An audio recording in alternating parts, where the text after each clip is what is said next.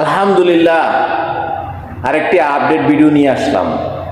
আপনারা জানেন গতকালকে আমরা একটা ভিডিও দিছিলাম পবিত্র মাহে রমজান উপলক্ষে ৬ নং গোপীনাথপুর ইউনিয়ন মানবিক কল্যাণ সংস্থার ঐক্য ফ্রন্টের পক্ষ থেকে আমাদের ইফতার সামগ্রী বিতরণের আহ্বান করছিলাম। তারই ধারাবাহিকতায় শুধুমাত্র 14 জনে ওয়াদা করছে 1,67,000 টাকা। এটা আমাদের জন্য বড় একটা অ্যাচিভমেন্ট। আলহামদুলিল্লাহ, এত অল্প সময়ের মধ্যে আমরা 1,67,000 টাকায় আমরা একটা ওয়াদাবদ্ধ হয়েছে। ইনশাআল্লাহ আমাদের যে টার্গেট 6 থেকে 700 ফ্যামিলিকে আমরা ইফতার দেব এবছর, অবশ্যই এটা আমরা বাস্তবায়ন করতে পারবো। এই প্রবাসীদের উদারতা দেখে চিন্তা যদি করেন, আমার এক ভাই 1,50,000 টাকা দিছে। আমরা নামটা বলতে চাচ্ছি না, কিন্তু এইভাবেই প্রত্যেকেই আশা করি এগিয়ে আসবে। আরও অনেক আমাদের এই সংগঠনে বা আমাদের মাধ্যমে অনেক সাড়া দিচ্ছে। আরও অনেক বড় বড় দানবীর আছে যারা ডোনার পার্টি। ইনশাআল্লাহ আমরা সবসময় আপনাদের পাশে আছি এবং থাকব।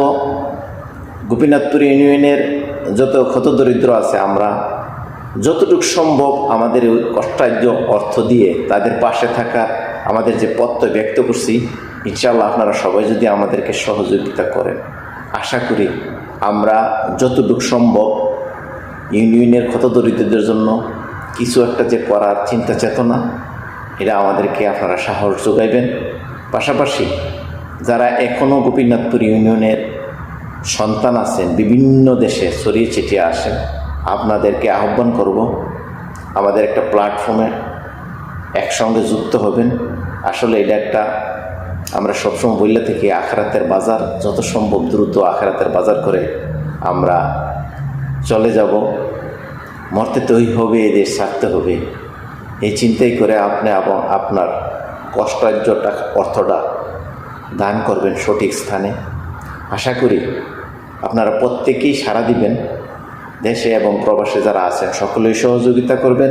আমরা এই ইউনিয়নের অসহায়, হতদরিদ্র এবং সুবিধাবঞ্চিত মানুষের পাশে আমাদের সামর্থ্য অনুসারে আমরা চেষ্টা করব তাদের পাশে থাকতে।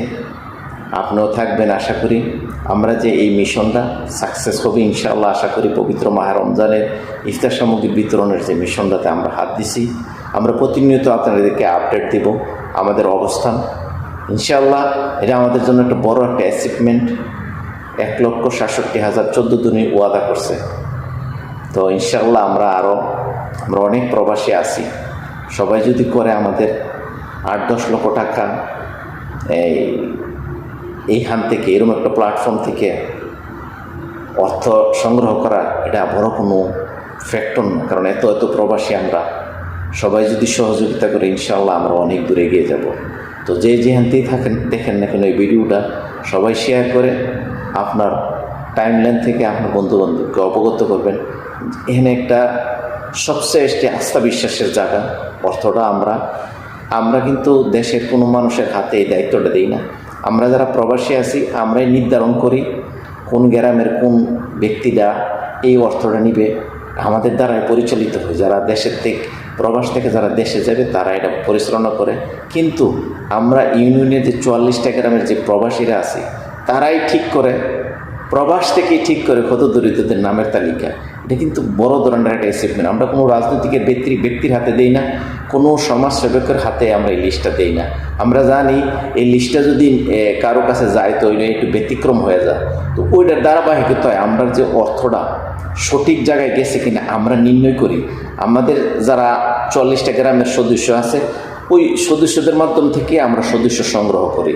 এবং আরেকটা সবচেয়ে মজার বিষয় হলো, যে ব্যক্তিবর্গ যারা অসহায় হতদরিদ্র ফ্যামিলি, তারা নিজের অজানে না তাদের নাম আছে কিনা, এটাও আরেকটা আমাদের জন্য বড় ধরনের একটা অ্যাচিভমেন্ট।